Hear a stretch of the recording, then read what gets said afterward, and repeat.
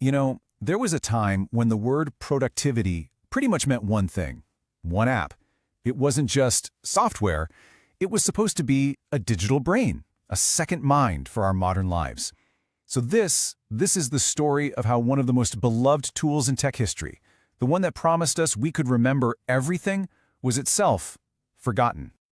I mean, how does a giant, a cultural phenomenon really, just fade away? The answer? Well, it's not just about business school case studies. No, this is a story about innovation, about inertia, and the incredible danger of losing your way. All right, let's go back. The year is 2004. A Russian engineer, Stepan Pachikov, he has this vision, and it's a truly revolutionary idea for its time. He wanted to create a digital tool that could literally store human memory. Now think about that. This wasn't just about jotting down a shopping list. The ambition here was huge, to create a digital extension of you.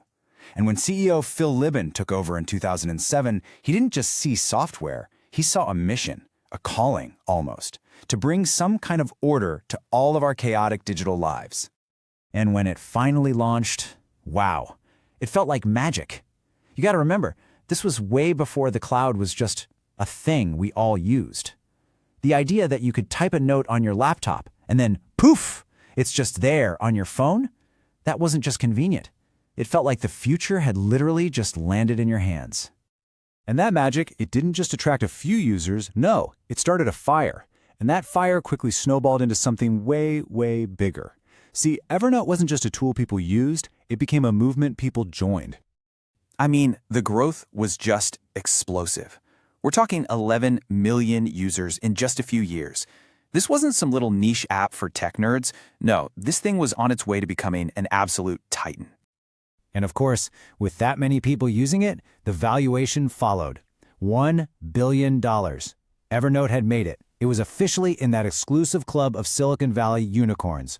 It wasn't just a company. It was a beloved brand with a following that was, well, it was almost cult-like. And that was the real core of its power.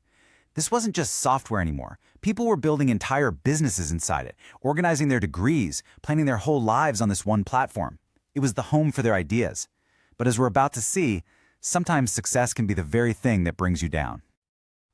There's a saying, when you stop evolving, someone else starts innovating. And by the mid-2010s, the world was definitely changing, and the first tiny cracks started to appear for the big green elephant. So while Evernote was kind of sitting back, enjoying its success, this new breed of competitor started to emerge. Apps like Notion, OneNote, they were faster, they were cleaner, and maybe the most important thing, they were actually listening to their users. The entire world had gone mobile first, but Evernote, it felt like it was still stuck in a desktop mindset. And boy, did the users feel it. The magic was gone. The app that used to feel so zippy now felt slow, clunky, bloated. And instead of fixing the main thing, the core experience people loved, the company just started piling on more stuff. Business apps, scanners, they even made physical notebooks. They had completely lost focus. And that big, powerful elephant was starting to stumble under the weight of its own ambition. Yeah, that loss of focus, that was really the beginning of the end. A long, slow decline. The company that literally defined productivity for a generation was now always one step behind, and the whole thing just started to unravel. And when it happened fast. A revolving door of CEOs came and went.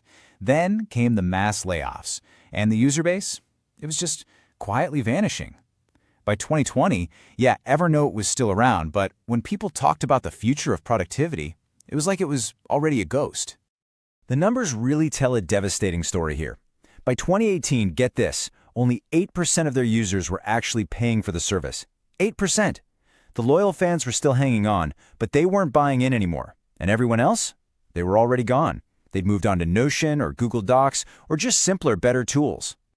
Then, in 2023, it was the end of the line. The company was acquired by an Italian firm called Bending Spoons. Most of the staff were let go. The brand, the name, it still exists. But the soul, the vision that built a revolution, that was gone. A very quiet end for a company that used to be so loud. So, okay, what's the takeaway here? What do we learn from all this? See, the story of Evernote is way more than just a business case study. It's this powerful, almost scary reminder that in the world of tech, innovation never, ever, ever stands still. The company that promised it could help us remember everything ended up forgetting the one thing that mattered most. So what was it?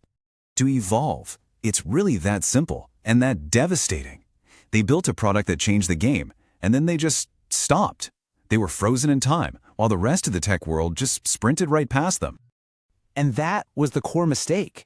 They confused getting bigger with getting better. They confused expansion with actual progress. They thought building this whole empire of side products was the same as perfecting the one thing, the one core experience that users had fallen in love with in the first place. But in tech, progress doesn't forgive hesitation, not for a second. So I'll leave you with this one thought. Evernote didn't really die because it failed at something. It died because it just stood still. It showed all of us what technology could be, a real partner for the human mind.